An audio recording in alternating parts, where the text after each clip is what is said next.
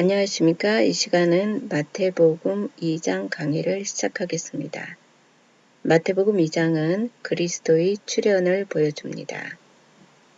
마태복음 2장 1절에 헤롯 왕 때에 예수께서 유대 베들레헴에서 나심에 동방으로부터 박사들이 예루살렘에 이르러 말하되, 여기서 동방 박사들은 누구입니까?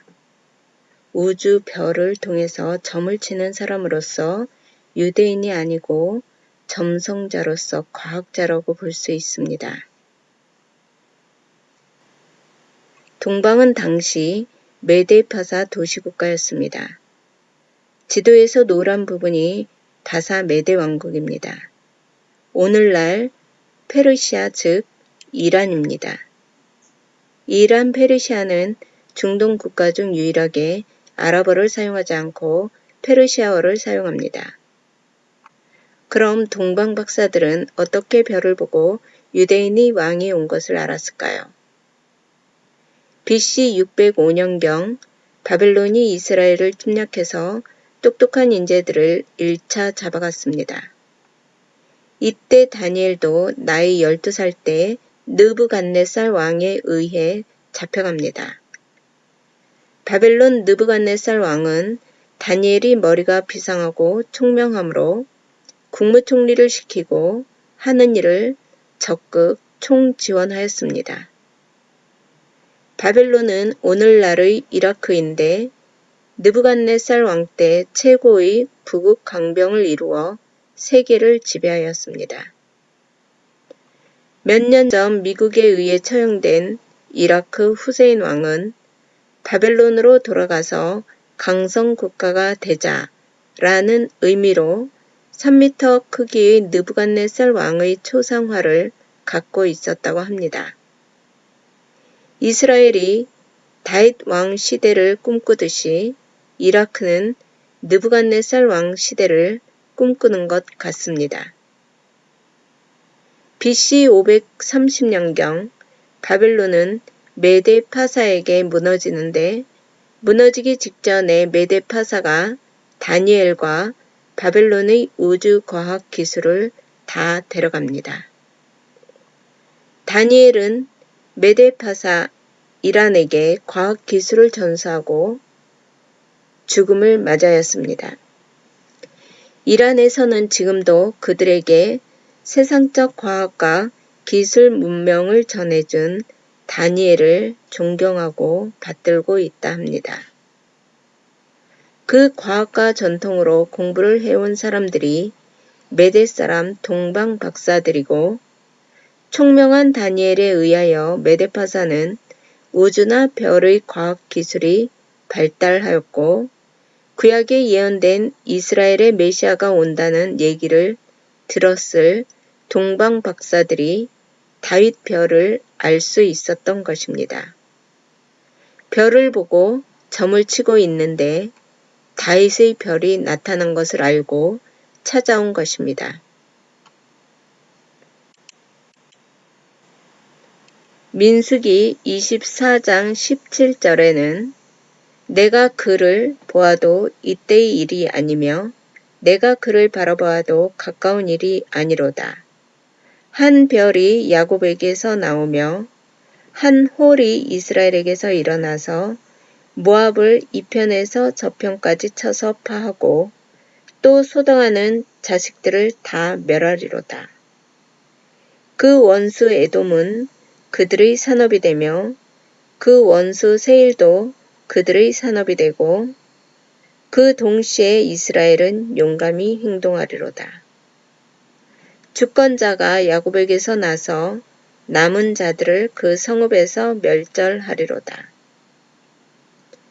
민수기 24장 17절에서 19절 사이에 보면 이스라엘의 별이 나타나서 모압 이편에서 저편까지 소동하는 자식들을 다 죽이고 원수들이 금은 철동, 물자를 조공으로 다 갖다 바쳐서 이스라엘이 당시 유일무이 가장 강대한 국가가 된다는 것입니다. 야곱에게서 나오는 한 별은 진짜 왕, 그리스도를 상징하는 것입니다. 마태복음 2장 2절에 유대인의 왕으로 나시니가 어디 계시뇨? 우리가 동방에서 그의 별을 보고 그에게 경배하러 왔노라 하니. 동방 박사들이 왜 왕인 헤롯한테 와서 유대인의 왕이 어디에서 났는지 물어보았을까요? 그것은 헤롯 왕도 유대인이었기 때문입니다. 3절에 헤롯 왕과 온 예루살렘이 듣고 소동한지라. 헤롯 왕과 온 예루살렘이 유대인의 왕이 왔다고 하는데 왜 소동이 일어났을까요?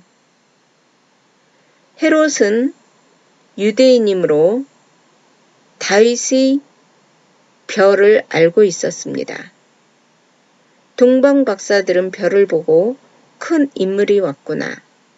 시간 속 역사 속에서 이 별이 나타내는 사람이 다윗, 솔로몬 이후 이 세상을 평정하겠구나 하는 생각을 갖고 경외함을 가지고 경배하러 온 것입니다. 당시 이스라엘은 로마의 속국이었고 로마 황제가 세운 유대인을 이스라엘 왕으로, 로마의 분봉 왕으로 삼았습니다. 침략자 로마는 자기 나라 사람을 이스라엘 왕으로 안 세우고 유대인을 그 나라 꼭두각시 왕으로 세워 분봉 왕만 컨트롤하면 편하고 쉬웠기 때문입니다. 헤롯 본인은 꼭두각시 왕으로 있었는데 민수기에서 예언한 진짜 왕이 나타났다고 하니 왕중의 왕이 오면 헤롯은 꼭두각시 왕 노릇도 못하고 왕에서 밀려날 수밖에 없고 권력을 잃을 것으로 알았기 때문에 소동이 난 것입니다. 마태복음 2장 4절에 왕이 모든 대제사장과 백성의 서기관들을 모아 그리스도가 어디서 나겠느냐 물으니 가로되 유대 베들레헴이오니 이는 선지자로 이렇게 기록된 바 또 유대 땅 베들레헴아 너는 유대 고을 중에 가장 작지 아니하도다. 내게서 한 다스리는 자가 나와서 내 백성 이스라엘의 목자가 되리라 하였음이니이다. 베들레헴은 세상 잣대로는 가장 작은 마을이었습니다. 그런데 가장 작지 않다고 합니다. 즉, 크다는 것입니다. 베들레헴이 큰 이유는 무엇일까요? 위대한 진짜 왕, 그리스도가 왔기 때문입니다. 구약 미가서 5장 2절에서 3절을 보면 베들레헴 에브라다야 너는 유다 족속 중에 작을지라도 이스라엘을 다스릴 자가 내게서 내게로 나올 것이라. 그의 근본은 상고에 태초에니라. 그러므로 임산한 여인이 해산하기까지 그들을 붙여 두시겠고 그 후에는 그 형제 남은 자가 이스라엘 자손에게로 돌아오리니. 이스라엘을 다스릴 왕이 베들레헴에서 나온다는 구약의 예언입니다.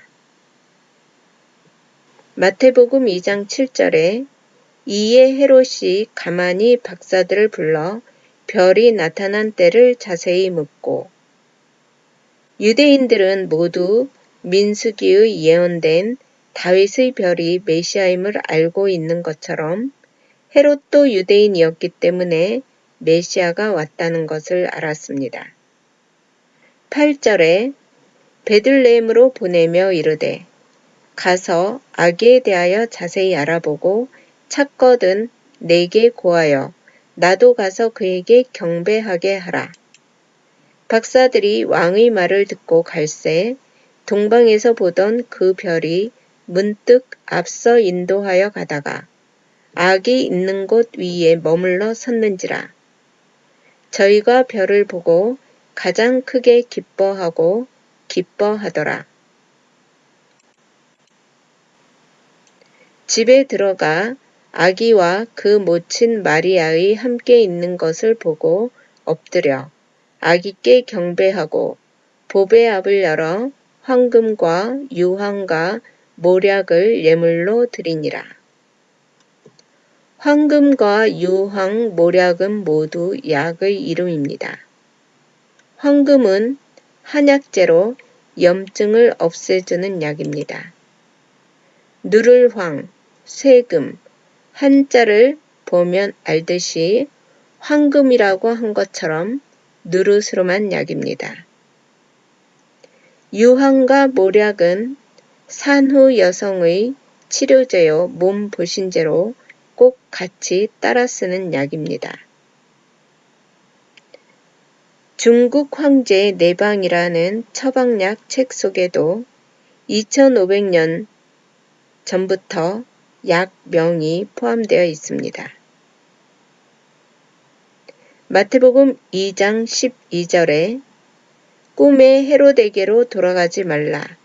지시하심을 받아 다른 길로 고국에 돌아가니라. 타국에서 온 메대 사람이 먼 곳에서부터 와서 그리스도의 태어남을 증거한 내용입니다. 다니엘이 침략자의 나라에 붙잡혀가서 총리가 되고 별과 우주의 과학을 전수해준 것도 이방인을 통해서 그리스도의 출생이 증거되게 하기 위한 하나님의 섭리입니다. 13절에 저희가 떠난 후에 주의 사자가 요셉에게 현몽하여 가로되 헤롯이 아기를 찾아 죽이려 하니 일어나 아기와 그의 모친을 데리고 애굽으로 피하여 내가 네게 이르기까지 거기 있으라 하시니 주의 사자가 요셉에게 꿈에 나타나 베들레헴을 떠나 애굽, 지금의 이집트로 피할 것을 지시하여 알려줍니다. 이 역시 애굽에서 너를 불렀다 하는 구약의 예언을 이루기 위해서입니다. 마태복음 2장 14절에 요셉이 일어나서 밤에 아기와 그의 모친을 데리고 애굽으로 떠나가 헤롯이 죽기까지 거기에 있었으니 이는 주께서 선지자로 말씀하신 바 애굽에서 내 아들을 불렀다 함을 이루려 하심이니라. 호세아 11장 1절에 보면 이스라엘의 어렸을 때에 내가 사랑하여 내 아들을 애굽에서 불러내었거늘 이라고 예언이 되어 있습니다. 여기서 이스라엘은 그리스도를 상징합니다. 그리스도가 어렸을 때, 즉 성인이 아직 안 되었을 때에 애굽에서 불렀습니다. 그리스도는 어렸을 때 애굽에서 나와서 베들레헴, 고향으로 가지 않고 나사렛에서 성장했는데 그 이유는 구약에 나사렛 사람으로 일컫는다는 예언을 이루기 위해서입니다. 예수님의 제2의 고향이라고 할 수 있는 나사렛에서는 예수가 그리스도라는 것을 믿지 않았습니다. 유대인들이 알기로 그리스도는 베들레헴에서 태어난다고 했는데 어렸을 때부터 나사렛에서 살았던 예수님이 베들레헴에서 태어났다는 것은 몰랐기 때문입니다. 이면적으로는 애굽, 제약된 세상 속에 있는 우리를 죄가 없는 하늘나라로 불러내는 것을 의미합니다. 어렸을 때에 불렀다는 것도 복음입니다. 복음인 이유는 구약의 어린 양이 실체로 그리스도가 오셨다는 것을 보여주는 것이기 때문입니다. 구약 출애굽 때 장자가 죽는 재앙에서 이스라엘 민족은 어린 양을 통해서 죽지 않고 나올 수 있었습니다. 구약은 모형이었고 신약 그리스도가 오셔서 십자가에서 어린 양처럼 제물이 된 것이 실체입니다. 그러면 그리스도가 이 땅에 온 목적은 무엇이고 하시는 일, 사역은 무엇일까요? 하나님의 뜻을 이루기 위해서입니다. 여호와께서 언약을 세우셨으니 그 언약을 이루시는 것이 하나님의 뜻입니다. 하나님의 뜻은 무엇일까요? 첫 새끼는 다 죽이고 살릴 자는 거듭나게 해서 살리시는 것입니다. 영원전 세운 교회를 이 땅에 세워서 천국에 다시 데려가는 것입니다. 영원전 세운 교회, 택한 백성에게 여호와를 보여주기 위해서 그리스도가 온 것입니다. 2000년 전에는 실체가 오셔서 직접 보여주셨고 2018년 현재 우리는 성경 말씀을 통해 하나님의 뜻을 알 수 있습니다. 첫 새끼는 표면적으로 에덴 동산의 첫 아담입니다. 이면적으로는 거듭나기 전 하나님을 모르고 이 세상 풍속을 쫓고 공중의 권세 잡은 자, 악한 영을 따라다니는 진노의 아들들, 겉사람을 말합니다. 마태복음 2장 16절에 이에 헤롯이 박사들에게 속은 줄을 알고 심히 노하여 사람을 보내어 베들레헴과 그 모든 지경 안에 있는 산의 아이를 박사들에게 자세히 알아본 그때를 표준하여 2살부터 그 아래로 다 죽이니 헤롯이 2살 아래 어린 아기를 다 죽인다는 사실도 구약에서 모형으로 출애굽하는 날 장자를 다 죽이는 재앙을 보여주었습니다. 구약 선지자들의 예언대로 예수가 그리스도라는 사실을 증거하기 위해 헤롯이라는 악의 행위를 통해서 증거합니다. 하나님의 뜻을 다하기 위해 첫 새끼가 어린 양으로 죽어야 합니다. 첫 새끼, 어린 양이 죽는 모형으로 헤롯이 2살 아래 어린애를 다 죽이는데 그 일로 택함을 받은 백성들이 잠깐 슬프지만 첫 새끼가 죽어야 택자들은 다시 삽니다. 어린 양의 죽음이라는 과정을 통해서 우리는 살아납니다. 죽음은 택자들에게는 중보의 역할입니다. 다시 사는 것이므로 죽음은 결과가 아니고 과정입니다. 죽음은 택자들에게는 기쁜 사실입니다. 17절에 이에 선지자 예레미야로 말씀하신 바 라마에서 슬퍼하며 크게 통곡하는 소리가 들리니 라헬이 그 자식을 위하여 애곡하는 것이라. 그가 자식이 없으므로 위로받기를 거절하였도다 함이 이루어졌느니라.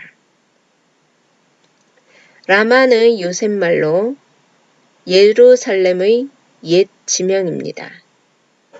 라마에서 슬퍼하며 통곡하는 소리가 들린다는 것은 장차 그리스도가 죽는 장소를 상징하고 그리스도의 십자가 사건을 상징합니다. 슬퍼하며 크게 통곡하는 소리가 들린다고 했는데 그 소리의 원인은 무엇인가요? 헤롯이 2살 아래 모든 아기들을 죽이므로 2살 아래 있는 집마다 또한 관계된 친인척들이 있는 집들마다 슬퍼하며 통곡하는 모습을 표현하는 것입니다. 라헬이 그 자식을 위하여 애곡한다고 했는데 왜 갑자기 라헬의 이름이 나왔을까요? 창세기에는 라헬의 난산 사건이 나옵니다. 창세기 35장 16절에서 18절까지 보면 그들이 베델에서 발행하여 에브랏에 이르기까지 얼마 길을 격한 곳에서 라헬이 임산하여 심히 신고하더니 그가 난산할 즈음에 산파가 그에게 이르되 두려워 말라 지금 그대가 또 등남하느니라 하매 그가 죽기에 임하여 그 혼이 떠나려 할 때에 아들의 이름은 베논이라 불렀으나 그 아비가 그를 베냐민이라 불렀더라. 베노니는 슬픔의 아들이란 뜻이 있습니다. 라헬이 난산으로 죽기 직전에 엄마 없이 태어난 아들을 안쓰러워 슬픔의 아들이라는 이름으로 불렀습니다. 그러나 아비는 베냐민이라고 불렀습니다. 베냐민은 오른손의 아들이라는 뜻이 있습니다. 이면적으로는 하늘 우편에 계신 그리스도요, 힘이 강한 주권자의 아들, 중보자라는 뜻이 있습니다. 즉, 엄마는 아들을 낳고 떠나야 하는 슬픔 때문에 베논이라는 이름을 지어 불렀는데 아비는 슬픔의 아들이 아니다. 죽어도 다시 산다. 부활이 있으므로 죽음이 축복이라고 베냐민이라고 부른 것입니다. 오른편의 아들이란 주권자의 아들, 하나님의 아들로 영원함을 보여줍니다. 그러므로 택한 백성들은 죽음이 끝이 아니다. 부활이 있기 때문에 슬퍼할 필요가 없다는 것을 보여주는 것입니다.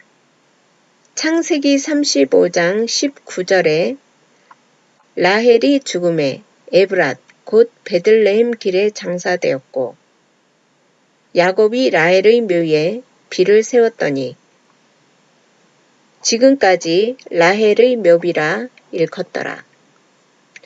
라헬은 야곱의 둘째 부인 요셉을 낳고 베냐민을 낳다 죽고 무덤은 구약에선 에브랏, 신약에선 베들레헴 위치에 있습니다.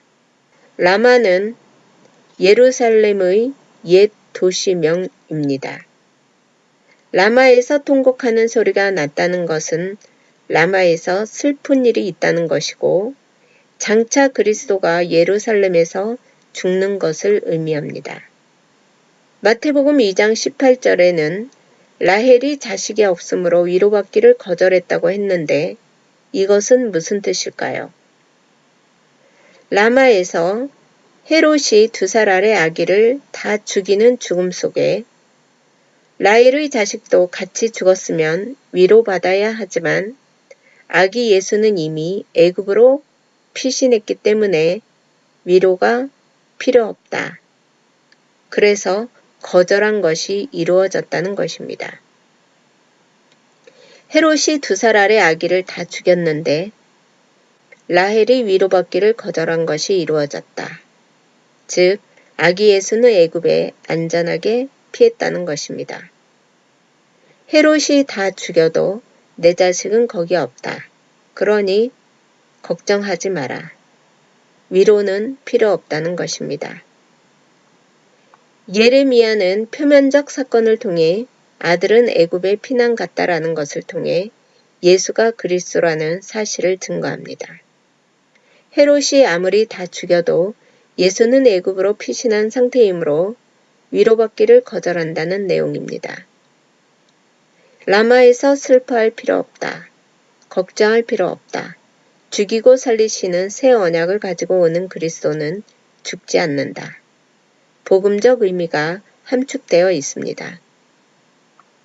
슬픔의 아들에서 금방 오른손의 아들로 이름이 바뀌었다는 것은 죽음이 아니라는 것입니다. 죽어야 살기 때문에 금방 바꿨다는 것은 하나님의 아들이라는 뜻으로 하나님의 아들이기 때문에 죽어도 산다. 너무 슬퍼하지 마라. 죽음은 잠시 죽는다는 것을 보여주기 위함입니다. 그리스도도 잠시 죽기 위해 이 땅에 오셨습니다.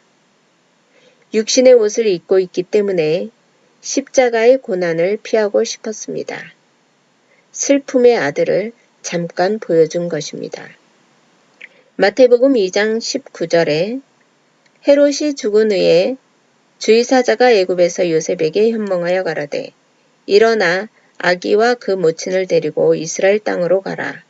아기의 목숨을 찾던 자들이 죽었느니라 하시니 요셉이 일어나 아기와 그 모친을 데리고 이스라엘 땅으로 들어오니라.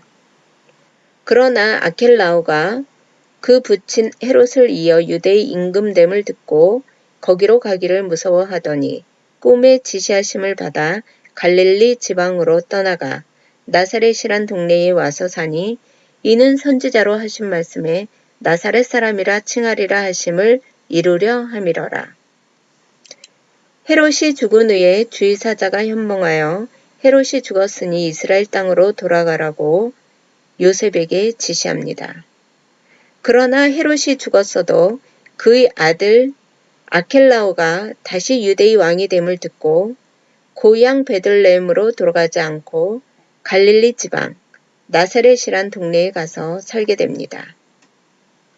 메시아는 베들레헴에서 온다고 예언이 되어 있었는데 헤롯을 통해 애굽으로 피난 가게 하고 어릴 때 나사렛으로 와서 살고 성장하여 예수가 베들레헴에서 태어났다는 것을 나사렛 사람은 알 수가 없었습니다.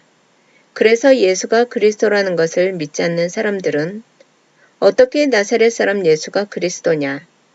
베들레헴에서 태어나지도 않은 나사렛 예수가 메시아란다 하면서 조롱하는 말로 나사렛 예수라는 말을 사용하였습니다. 이도 구약에 나사렛 사람이라 칭하리라는 것을 이루려 함을 알려주는 말씀입니다. 사실 구약에 정확한 나사렛 사람이라는 표현은 아니고 비슷한 말로 표현이 되어 있습니다. 나시린이라는 히브리 말로 헬라 말 나사렛으로 바뀌면서 나시린이 나사렛으로 변형되었다는 추측입니다.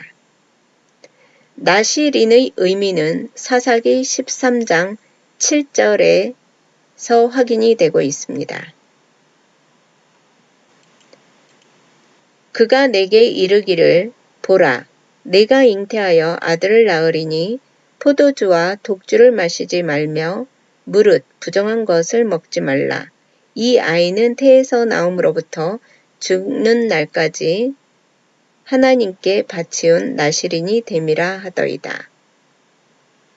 나시린의 뜻은 하나님께 바치운 자라고 했습니다. 나시린은 삼손처럼 태에서부터 하나님이 정해서 나시린이 된 자가 있고 사무엘처럼 자기가 원해서 하나님께 바쳐진 자도 있습니다. 나시린은 하나님이 준 모습 그대로 있어야 하고 흠이 없어야 합니다. 세상과 구별된 삶을 살아야 합니다. 성경에서 말하는 진짜 나시린은 그리스도입니다. 그리스도는 죄속 제물로 하나님께 바쳐진 나시린이었습니다. 감사합니다.